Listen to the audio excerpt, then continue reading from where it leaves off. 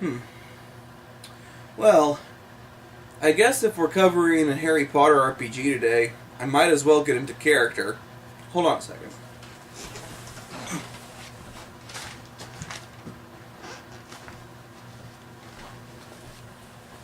Oh.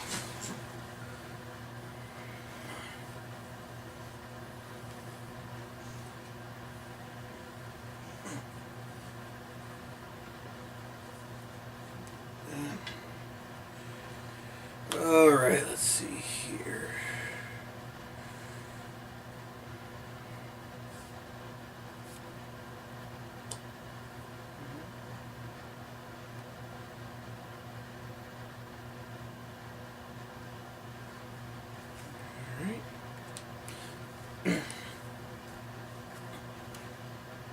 You're a wizard, Harry. That's about the best you're going to get from me, actually. Either way, this is Broomstix. Life's tough when you're in PC. Life's rough when you depend on me to give you weapons and information for your journey, and still you just push it and try to hurt me. Life's tough when you're in PC. Life's rough when you depend. You knew there would be a Harry Potter RPG. With a story that is ripe for storytelling and expanded mythos, there was bound to be someone who hopped on board that train. I mean, you could always play Steve Jackson's GURPS, but let's be honest here. I think at some point everybody wants to step out of the Steve Jackson modular and into a game that is specifically built for them. Broomstix is the brainchild of Jared Sorensen of Memento Mori Games.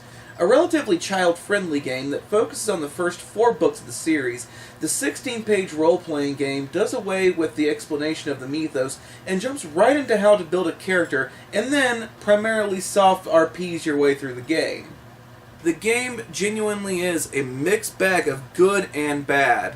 I related a lot to the Tresca's The Thing Who Goes There, is that there's some things that I really like about it, and then there are some things that really piss me off. So, let's take a little bit of both, and let's jump right into this thing. First off, a minor nitpick. Did you really have to spell this game with a goddamn X? I know it's a minor gripe, but really, I don't know if I should call it Broomstick or Broomstix. Honestly, not a great start if I do not know how to pronounce your game's name. Screw it. I'm calling it Broomstix, if for nothing else but my own sanity. If I'm wrong, sue me. But minor nitpicks aside, let's jump into the thing that I always harp on, the mythos.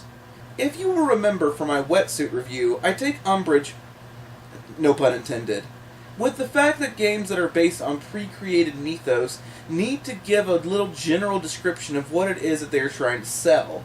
That way, for those who are not familiar with the mythos, can get a little taste before the storyteller fills them in on what's left. Broomstix does not offer much in the way of mythos, assuming that you know what you're getting yourself into. I find it to be a minor gripe instead of the major gripe that I had with Wetsuit because, well, let's be honest here, it's Harry fucking Potter. Yeah, this is an area where things can get a free pass from me if the mythos is something that is ingrained in the very culture of our society. Even things like Firefly and aliens can be passed up by members of society, but let's face it, I would hope everyone at least has a general familiarity with the Harry Potter at this point. Although it would be nice if you offer just a little mythos builder for those people who've been living under a rock for the past 20 plus years. If there's anything in particular that I can praise this game for to no end, it is the dice system as well as small snippets of the book that are included. The dice system is pure and simplistic, stripping down the ideas of having complex systems and dice rolls for each trait. Instead, it offers a number of aptitudes that equate to your standard physical, social, and mental skills in the game. You are allowed to put 5 into each, and you are even allowed to put 6 as long as you have an aptitude that is -1. You are then allowed to sparse these out into the skills that are equal to the number of aptitudes that you have selected. You also have a magic rating, and can choose to place it into different areas of magic that are taught at Hogwarts. Once you have your number, it's similar to that of the D20 systems, where your number is your buff. You roll a D20, you add in your buff, and you consult the chart. Lower numbers mean that you did poorly, higher numbers mean that you succeeded. While it is certainly a poor man's D20, this is a type of game that I'm very happy about because it does not include this giant, complex dice system that is meant to distance itself from D&D. Broomstix might be simplistic, but I will take simplistic any day over painstaking formulaic charts and formulas that you see in something like Leading Edge's Aliens. Trust me, you don't even want to know about that hell yet. I also want to give props to this game for its very modular aspects. It is clear that this game is built for children and primarily focuses on the child-friendly first 4 books. However, the system and character creation portions are set up in a way that if you want to play a more mature version that is more of the focus of the books 5, 6, and 7, then you are more than welcome to do so. Though, one major flaw of this game, and the flaw that is pushing it closer and closer to the missed column, is the area where the book tries to force you into corners. One rule that a lot of game creators should take to heart is not forcing players to start in location X or judging them for wanting to make certain decisions. And oh boy, has the judgment train left on this one. Chew, motherfucking chew. First and foremost, I get that you want your game to start at the first year, to be an adventure of these characters throughout all 7 years of Hogwarts. But people might not want to start in year 1. Sure, we can choose to start in a different year on our own, but this line should not be in the book. Maybe the idea of role-playing 11-year-olds who are about to go through puberty is not something that sounds appealing to some people. But the true line that really takes the shit taco in this one is the 4 houses.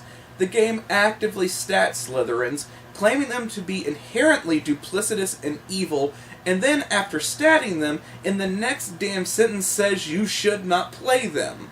For someone who definitely seems to have their shit down about Harry Potter, this is a major fucking misstep. Yes, J.K. Rowling doesn't exactly portray Slytherins as a whole in a positive light, especially considering the fact that they are antagonistic through the book. But Slytherin is not an evil house of Hogwarts. Yes, Slytherin appeals to those who tend to follow the dark arts, because cunning, self-reliance, and power are things that all Slytherin cherishes. All of these things are more appealing to a dark artist than things such as loyalty, bravery, or wisdom. But that doesn't mean that if you go into the green house that you are going to be a villain. But from the book's description, the Slytherins are all just little Lord Voldemorts in the making. Can you imagine being placed into Slytherin in this world? Oh boy, I'm so happy to finally be going to Hogwarts. I wonder which house I'll be put into. Welcome, my child. Please have a seat and let the sorting hat sort you correctly. Okay. Slytherin! Evil house! Burn the evil child! But I just wanted to learn magic. All Slytherins are evil and must burn! 50 points to Gryffindor. Dumbledore, out. And yes, you can easily house rule this. It's very easy to completely rewrite the Slytherins to make them more sympathetic. But the fact of the matter is that you should not need to. This is a child-friendly game that is basically judging people for just wanting to be a part of the greenhouse instead of the other 3. The game is a pain in the ass to call, mainly because it walks such a fine line. The dice system is great, the book itself looks nice, and overall the simplicity and soft RP nature of it can lead to some fun experience for anyone who's a fan of the series. The modular aspect of it is a major plus, but the needless control placed on the game by the creator, the strange use of name, just keeps dragging it down. If there was a way, in the rules that I set out for myself, to give this game a 13 or a 14, I would. This game just barely succeeds. It doesn't fail, but it does not spectacularly succeed at anything. But this is a world of black and white that I set out for myself. Crits or misses. So in this case, this game barely gets a crit. And I do mean barely. I would like to take this time now to thank everybody who's been recently subscribing to my pages. It's very nice that I actually have a decent fan base growing, and I really hope that you like this, share it with your friends, and please encourage others to subscribe for more. But for now, you will have to excuse me. I think I may have accidentally transfigured my cat into a toadstool, And I gotta go and fix that. Simba, come here, you little shit.